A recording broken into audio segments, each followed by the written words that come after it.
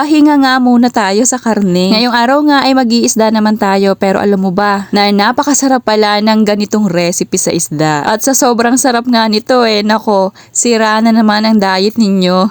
Dahil talaga namang napakasarap din itong ipares sa kanin. Bali ngayong araw nga ay magluluto po tayo ng fish tech. Bali, ang una ko nga pong ginagawa kapag nagluluto po ako ng ganitong recipe sa isda ay akin po muna yung ipiniprito. Yung prito na talaga namang malutong. At kung hindi nyo pa nga po ito nasusubukan sa isda, subukan nyo na rin dahil nako, sigurado ako na isa na naman ito sa magiging paborito ninyo. Nako, promise po yan dahil hindi lamang po ito masarap na recipe para sa karneng baboy at karneng baka. Talaga namang napakasarap din po dito sa isda. Pagkatapos ko nga po maprito yung aking mga isda ay akin po yung binawasan ng konting mantika. Tapos, bahagya ko pong pinrito dito or ginisa yung ating sibuyas. At nung bahagya na nga pong nagisa, ito po yung aking hahanguin dahil ito po ay pinakang toppings lamang natin mamaya. After ko nga pong bahagyang maprito yung sibuyas, ay dito na rin po ako magigisa ng bawang. Halu-haluin at after po nyan, ay dito na po natin ilalagay yung ating iba pang mga sangkap. Naglagay po ako dyan ng toyo, oyster sauce, liquid seasoning, at saka kalamansi. Bali yung ating pong kompletong sangkap ay ilalagay ko na lamang po sa bandang dulo nitong ating video. Bali, nasa 5 piraso po ng kalamansi yung inilagay ko dito. Pero pwede nyo po yung i-adjust, depende po sa laki at liit ng kalamansi na gagamitin ninyo. Tikman nyo na lamang po. So ayan, hinalu-halo ko po at naglagay rin po ako dito ng paminta. Actually guys, lahat naman po ng sangkap na inilagay ko dito ay pwede nyo po yung i-adjust. Depende po sa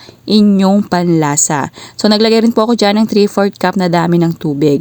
Halu-haluin at hintayin po natin itong kumulo para naman po mag-combine mabuti yung ating mga pampalasa. At isa-isa ko na pong inilagay dito yung ating pinritong isda. So ayan, ito po hahayaan lamang po nating makakulo para naman po masip-sip ng ating isda yung ating mga pampalasa. At kung umabot ka nga po hanggang dito sa part ng ating video ay pakipusuan nyo na po itong ating fish tech. So ayan, at kung ikaw nga po ay bago pa dito sa aking kusina, paki-like or follow nyo na rin po itong aking page. Salamat po. So ayan, inilagay ko na nga po dito yung aking bahagya kaninang ginisa na sibuyas. At naglagay rin po ako dito ng spring onion. Yan naman po ay optional na lang. Bali ito po ay hahayaan ko pa pong makakulo sa katamtamang lakas na lamang po ng apoy para manuot po ang lasa dito sa ating isda. Pero mga sa loob ng 1 hanggang 2 minuto na lang po. At yan po ay pwede nyo na pong hanguin. At kung ito nga pong recipe na ito ay hindi nyo pa po nasusubukan sa isda, naku ay subukan nyo na po dahil sigurado ako na magugustuhan nyo po yung ganitong recipe. Dahil talaga namang napakasarap po nitong ipares lalo na nga sa mainit-init pang kanin. So sana nagustuhan nyo po yung ating recipe ngayong araw. Thank you for watching. Serve and enjoy!